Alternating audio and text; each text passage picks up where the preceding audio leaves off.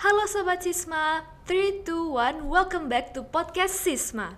Kembali lagi di episode yang gak kalah menarik dari episode sebelumnya bersama aku Dian yang akan memandu acara bincang-bincang kita hari ini. Nah, hari ini kita kedatangan salah satu tamu spesial, yaitu teman kita yang sangat keren di bidangnya, yaitu Mila Wijayanti. Oke, halo semua. Perkenalkan, nama saya Mila Wijayanti dari kelas 12 MIPA 1. Oke Mila, nah gimana sih perasaannya hari ini? Kabarnya baik? Ya, pasti kabar baik. Gimana rasanya diundang ke podcast Sisma? Wih, ini jujur pertama kali. Sebenarnya dulu sih dapat lihat dari luar aja. Kayak kalau duduk sampai di sini tuh belum. Jadi kayak sebenarnya kaget juga bisa diundang ke sini. Juga seneng dan kayak keren gitu lihat ruangan podcast Sisma nih, kayak Sisma nih Elit bisa ya? ya kayak gini, elit gitu. Kayak aduh, kenapa pas saya lulus gitu, pas mau lulus gitu kayak ya udah. Iya. Nah, tahu nggak, hari ini kamu diundang ke sini karena aku riset juga tentang narasumber ya. Aku mengetahui dirimu itu adalah salah satu pribadi yang produktif banget karena bisa ikut organisasi di luar sekolah gitu. Nah, di sini kita mau tanya-tanya. Aku mau ajak kamu throwback ke awal-awal ikut organisasi gitu. Gimana sih perjalanan kamu gitu? Jadi untuk perjalanan aku bisa ikut organisasi gitu, sebenarnya aku tuh punya kayak rasa untuk ingin ikut atau berkecimpung di organisasi itu dari SMP. Sebenarnya di SMP tuh pribadiku tuh kayak orangnya akademik banget gitu, akademik banget. Dan pas di kelas 3 SMP itu kan kita COVID kan, udah kayak COVID mulai masuk gitu dan kita udah nggak sekolah offline lagi. Nah di sana tuh selama pembelajaran online tuh kayak aku sering gabut dan jadinya kayak banyak gitu loh nyari tahu sesuatu dan kayak lihat-lihat orang-orang keren. Terus kalau aku lihat nih ada orang-orang keren, aku lihat juga kan kayak dia nih kok bisa kayak gini sih gitu. Dan ternyata sebagian besar itu karena mereka tuh punya tingkat sosialisasi ke orang-orang tuh bagus gitu. Dan dimana mereka tuh dapatnya itu karena mereka ikut berbagai organisasi, komunitas, bukan hanya prestasi akademik doang gitu dari otak aja, tapi mereka pun juga karena bisa membangun relasi dengan bagus dari organisasi. Jadi kayak aku tuh muncul rasa kok pengen juga ya kayak mereka gitu. Jadi kayak dari online itu aku kayak cari lah kayak apa sih organisasi yang menurutku menarik gitu. Dan kalau nemu tuh ikut-ikut aja, apalagi yang kalau cari dulu yang mudah-mudah, yang nggak terlalu requirements ketentuannya itu nggak terlalu jauh-jauh, kayak ya udah yang gampang-gampang dulu deh, yang kecil-kecil dulu gitu. Makanya ya udah aku ikut organisasi online dulu. Dan sampai SMA ini kan udah mulai kayak COVID-nya udah mulai hilang gitu kan, dan akhirnya kita bisa offline. Di sana pun aku kayak ikut dulu lah ekstra di sekolah dulu. Setelah itu baru kayak aku kayak pengen gitu lagi berorganisasi, kayaknya aku butuh organisasi di luar juga deh, nggak cuman ngandelin sekolah aja gitu. Ya udah aku cari-cari lagi infonya, dan info-info tuh aku tuh sebagian besar tuh dapat dari Instagram, biasanya yang paling mudah didapetin tuh di Instagram. Dan aku lihat gitu kayak apa sih di SMA ini kan kayak kita tuh butuh lah portofolio, misalnya kayak sesuatu bekal buat Skill baru gitu ya? skill baru gitu buat kuliah nanti gitu loh, siapa tahu yang bisa kita pakai. Nah jadi kayak aku tuh cari-cari lah kayak organisasi apa sih yang kayak satu bidang, setujuan dengan apa yang ingin aku cari nanti di kuliah gitu.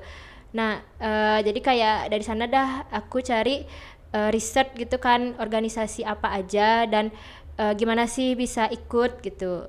Dan makanya dari sana tuh ya udah aku ikutin organisasi tersebut gitu. Keren banget. Nah, berarti motivasinya datang dari diri kamu sendiri ya? Iya. Iya. Dan untuk organisasi atau komunitas-komunitas itu kira-kira apa aja tuh, dan bergerak di bidang apa aja? Jadi organisasinya yang udah dan sampai sekarang masih aku jalanin itu ada Green Generation Bali, Bye Bye Plastic Bags, ada Shape Your Life, ada juga Research to Form gitu. Dan bidang-bidang di sini tuh ada lingkungan sama pendidikan pasnya gitu. Kayak kalau misalnya untuk Green Generation Bali dan Bye Bye Plastic Bags ini itu lingkungan banget ya bidangnya. Dimana kayak di sini tuh memang lingkungan itu cakupan itu emang untuk lingkungan. Jadi kayak aku pun kayak semenjak SMP masa-masa Covid nih aku tuh juga punya ketertarikan dengan lingkungan gitu. Kayak aku rasanya pengen deh kayak gimana istilah itu kayak FOMO gitu kan. FOMO istilahnya kan, FOMO gitu. Kayak pengen ya jadi anak muda change maker yang kayak gitu. Terus ya udah aku cari-carilah di mana sih aku bisa berperan seperti itu. Aku cari organisasinya. Oh ya, aku bisa jadi volunteer, aku bisa ikut organisasi ini. Ya udah aku pilih deh Bye Bye Plastic Bags dan Green Generation Bali ini. Terus juga ada Shape Your Life dan Research to Form ini juga dia tuh lebih ke pendidikan.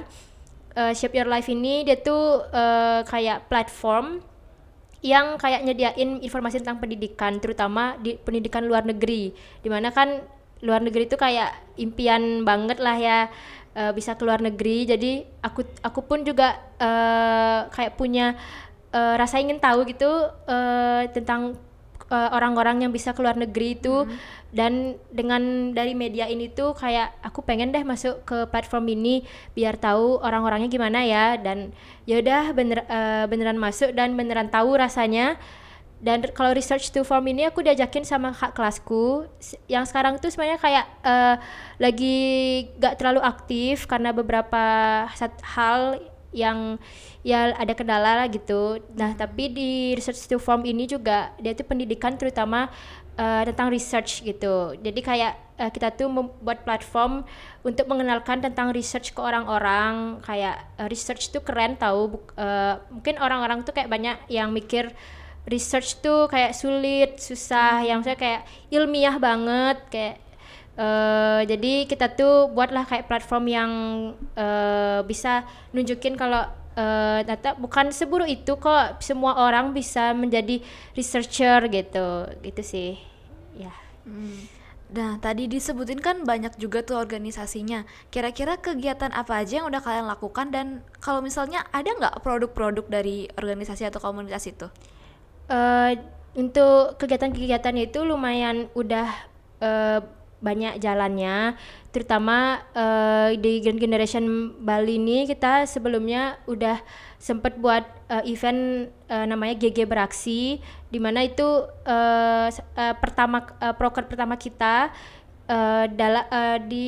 kita tuh kayak adain bersih-bersih pantai, bersih-bersih tempat strategis habis tahun baru. Itu tuh kita tepat banget kita adain di tanggal 1 Januari, dimana emang sengaja di 1 Januari itu karena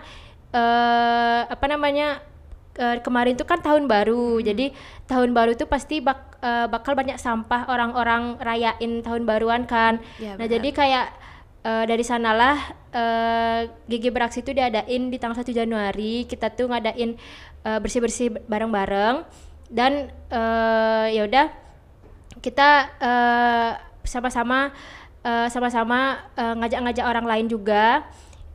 Dan bagusnya itu masyarakat Bali itu banyak yang antusias gitu. Jadi itu salah satu yang paling terkesan sih eventnya, kegiatannya. Kemudian ada nggak kendala-kendala yang kamu alami selama ikut organisasi atau komunitas itu? Nah kalau kendala itu yang bukan penting, yang paling sering itu adalah manajemen waktu sih, manajemen waktu dan atur prioritas. Jadi kayak karena kita tuh masih sekolah, masih anak SMA, itu kan gimana sih bisa ngeiseimbangin belajar sama organisasi gitu. Jadi yang paling sulit tuh atur waktu sama prioritas gitu. Ada kendala lainnya mungkin kayak keteteran ngerjain tugas itu pernah nggak? Itu pasti ada juga karena itu dah dari salah satu, karena kita kesulitan atur waktu itu tuh bisa nyebabin keteteran. Dan sebenarnya kalau dari eksternal itu kadang-kadang dari orang tua aku sendiri sih yang kayak sering kayak ngapain sih ikut organisasi, mending sekolah ya sekolah aja gitu. Jadi kayak kadang-kadang izinnya itu yang lumayan sulit gitu. Iya. Dan itu sih kayak kadang-kadang dari orang tua atur waktu, prioritas, terus jadinya keteteran kayak gitu. Meskipun ada kendala-kendala itu ya, ada nggak sih salah satu kegiatan di organisasi yang kamu ikutin yang membuat kamu punya perasaan kayak, wah, aku hari ini udah melakukan hal yang sangat baik untuk lingkunganku sendiri gitu. Ada nggak kira-kira? Sering sih aku kayak beberapa kali di setiap organisasi yang aku ikutin tuh pasti ada hal yang ada memiliki rasa seperti itu. Setiap ngelakuin kegiatan tuh pasti aku ngerasa kayak gitu, ngerasa kayak bangga, senang. Apalagi kalau misalnya udah ngejalaninnya itu ke lapangannya langsung, kayak tadi GG Beraksi itu di mana bersih-bersih pantai sama-sama bareng banyak orang di Bali. Terus pernah juga di Bye Bye Plastic Bags itu kan aku jadi volunteer, jadi kayak aku ngajarin anak-anak di SD tentang lingkungan. Itu tuh aku bener-bener itulah yang ingin aku lakukan banget, ngajarin anak-anak gitu loh. Dan Keren banget ya. dan itu seru banget kayak, dan anak-anak tuh juga welcome ke kita, jadi aku seneng banget. Terus kalau Shape Your Life ini kan 100% tuh aku online karena base-nya itu di Jakarta. Jadi selama Zoom pun aku juga seneng karena orang-orang di Shape Your Life tuh hampir rata-rata dia semuanya tuh dari sekolah di luar negeri. Aku bisa dengar ceritanya, jadi itu sih yang paling membanggakan dari diri aku gitu rasanya. Keren banget ya. Nah, sekarang ada nggak tips and trick untuk teman-teman kita di luar sana agar bisa lebih produktif seperti kamu?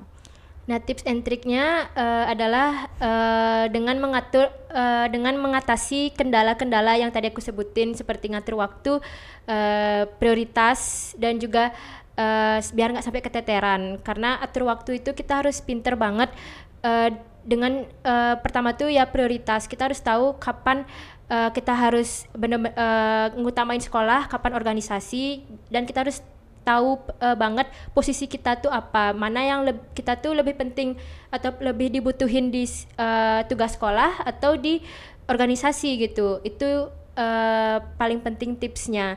Dan juga dengan seperti itu kita tuh nggak terpaksa lah ngerjainnya, kalau itu tuh bisa berjalan dengan baik, nggak keteteran juga. Jadi pinter-pinter atur waktu dan manajemen kegiatan kita sendiri gitu. Berarti keren banget ya dari pemaparan kamu hari ini, dan gimana cara kamu menceritakan produktivitas kamu di luar sekolah. Nah, Sobat Sisma, kita tadi sudah mendengar cerita dari Mila yang mengikuti kegiatan di luar sekolah dan melakukan banyak sekali kegiatan menarik dan produktif. Nah, sekian dari acara bincang-bincang kita di podcast Sisma kali ini. Sampai jumpa di episode berikutnya. Sampai jumpa.